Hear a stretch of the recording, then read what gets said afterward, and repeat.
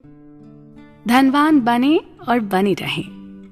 धनवान बनने के लाखों तरीके हैं और ऐसा करने के बारे में बहुत सारी किताबें भी हैं, लेकिन धनवान बने रहने का एक ही तरीका है, थोड़ा कम खर्चा करें और साथ ही ये डर पालें कि ये धन कभी भी समाप्त हो सकता है। अगर आपके मन में ये दोनों ख्याल रहेंगे तो स्थिति कभी भी हाथ से नहीं निकलेगी। और बातचीत को आगे बढ़ाते हैं। आइए जानते हैं दो ऐसे निवेशकों की कहानी जो एक दूसरे को जानते नहीं थे, लेकिन जिनके रास्ते लगभग एक सदी पहले टकराए जरूर थे। 1877 में जन्मे जेसी लिवरमोर अपने समय के सबसे सफल निवेशक और व्यापारी थे। ये उस समय की बात है जब ज्यादातर लोग इस काम के बारे में जानते भी नहीं थे। 30 साल की उम्र तक उनके पास $100 मिलियन की संपत्ति जुड़ चुकी थी। 1929 के स्टॉक मार्केट क्रैश ने, जबकि ग्रेट डिप्रेशन की शुरुआत हुई, इतिहास में उनकी विरासत को और मजबूत कर दिया। लिवरमोर की पत्नी डॉरथी को सबसे ज्यादा डर तब लगा जब 29 अक्टूबर को वो घर लौटे। वॉल स्ट्रीट सट्टेबाजों की आत्महत्या करने की खबरें पूरे न्यूयॉर्क में फैल रही थीं। जाहिर है वो इन सब खबरों से बहुत परेशान थीं। तभी जेसी ने बताया कि उनकी अच्छी किस्मत और समझ से वो सिर्फ गिरते हुए स्टॉक पर पैसा लगा रहे थे और उस एक ही दिन में उन्होंने $3 बिलियन की कमाई की थी। स्टॉक मार्केट के इतिहास के सबसे काले महीने में वो दुनिया के सबसे अमीर आदमियों में से एक बन गए थे।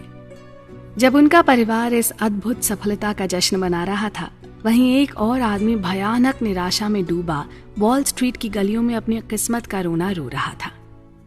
एब्राहम ज़रमान्स्की एक करोड़पति रियल एस्टेट निर्माता थे, जिन्होंने बाजार की गतिविधियों को देखते हुए बढ़ते हुए शेयर पर बहुत सारा पैसा लगाया। उनका लगाया ये दांव असफल रहा। उनका सब कुछ बर्बाद हो गया और वो आखिरी बार वॉल स्ट्रीट की गलियों में अकेले भटकते नजर आए। वो दिन उनके जीवन का आखिरी दिन था। अक्टूबर 1929 की घटना ने जेसी लिवरमोर को दुनिया के सबसे अमीर व्यक्तियों में से एक बना दिया। इसने एब्राहम ज़रमान्स्की को बर्बाद कर दिया, शायद उनकी जान ले ली। लेकिन समय तेजी से बीता और ठीक 4 साल बाद इस कहानी ने एक नया मोड़ लिया। 1929 में किस्मत बदलने के बाद लिवरमोर ने आत्मविश्वास से भरपूर और बड़े बड़े दांव लगाए। इस बार किस्मत ने उनका साथ नहीं दिया और वो कर्ज में डूबते चले गए और अंततः उसी शेयर बाजार में उन्होंने सब कुछ खो दिया। बुरी तरह से टूटे हुए और शर्मिंदा वो 1933 में 2 दिनों के लिए गायब हो गए।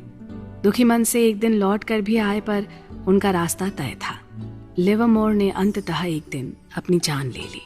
दोनों का समय अलग था, लेकिन ज़रमान्स्की और लिवरमोर एक जैसे ही निकले। दोनों ही अमीर बनने में बहुत अच्छे निकले और अमीर बने रहने में उतने ही बुरे थे। पैसा कमाना एक बात है, इसे संभाल कर रखना दूसरी बात है। सर्वाइवल यानी बने रहने के लिए एक अलग ही मानसिकता को वास्तविक दुनिया में लागू करना पड़ता है। और आप भी अपने लिए ये 3 गुर सीखें। पहला, अगर मुझे बड़ा रिटर्न चाहिए तो जरूरी है कि उससे ज्यादा मैं आर्थिक रूप से अटूट रहूं, और अगर मैं अटूट हूं तो मुझे वास्तव में लगता है कि मुझे सबसे बड़ा रिटर्न मिलेगा, क्योंकि मैं कुछ अद्भुत निवेश करके कंपाउंडिंग के सहारे काफी देर तक टिक सकूंगा। दूसरा, योजना बनाना महत्वपूर्ण है, लेकिन हर योजना का सबसे महत्वपूर्ण हिस्सा योजना के अनुसार योजना न बनाना है, क्योंकि कई बार हमें कुछ और चाहिए होता है पर हमारे भाग्य में कुछ और ही लिखा होता है। और तीसरा, एक ऐसा व्यक्तित्व जो आपको भविष्य के बारे में आशावादी तो रखे, साथ ही पागलपन की हद तक आपको हर हाल में उस ऊंचाई तक पहुंचाए। तो ये मान लिया जाए कि एक मानसिकता जो एक ही समय में पागल और आशावादी हो सकती है, उसे बनाए रखना बहुत मुश्किल है। किसी भी चीज को काले या सफेद के रूप में देखने में बारीकियों को स्वीकार करने की तुलना में कम प्रयास लगता है। जी हाँ, काफी गंभीर रहा ये सार, पर चर्चा अभी बाकी है। आप बने रहिएगा हमारे साथ।